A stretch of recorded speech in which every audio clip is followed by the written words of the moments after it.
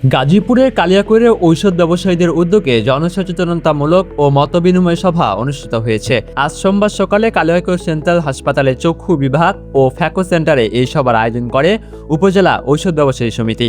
অনুষ্ঠানে নকল, ভেজাল ও মেয়াদোত্তীর্ণ ঔষধ প্রতিরোধ সহ জনস্বাস্থ্য রক্ষায় নানা গুরুত্বপূর্ণ দিক নির্দেশনা প্রদান করা হয়। কালিয়াকৈর ঔষধ ব্যবসায়ী সমিতির সভাপতি সুশান্ত কুমার সাহার সভাপতিত্বে এবং সাধারণ সম্পাদক মোহাম্মদ আব্দুল জলিলের সঞ্চালনায় সভায় প্রধান অতিথি হিসেবে উপস্থিত ছিলেন গাজীপুর ঔষধ প্রশাসন অধিদপ্তরের উপপরিচালক মোহাম্মদ আব্দুল বারী। বিশেষ অতিথি হিসেবে বক্তব্য রাখেন ঔষধ তত্ত্বাবধায়ক তানজিনা আফরিন। বক্তারা তাদের বক্তব্যে কঠোর হুঁশিয়ারি উচ্চারণ করে বলেন, কোনো অবস্থাতেই বাজারে নকল বা অবৈধ ঔষধ রাখা যাবে না এবং চিকিৎসকের পরামর্শ ছাড়া বা অ্যান্টিবায়োটিক ঔষধ কেটে বিক্রি করা সম্পূর্ণ নিষিদ্ধ।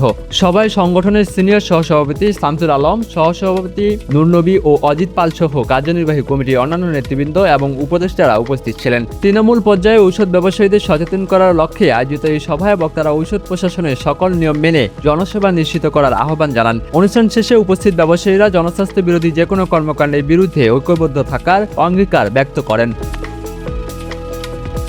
মাহমুদ বিন মারুফ, নিউজ ডেস্ক, ডেইলি সকালবেলা।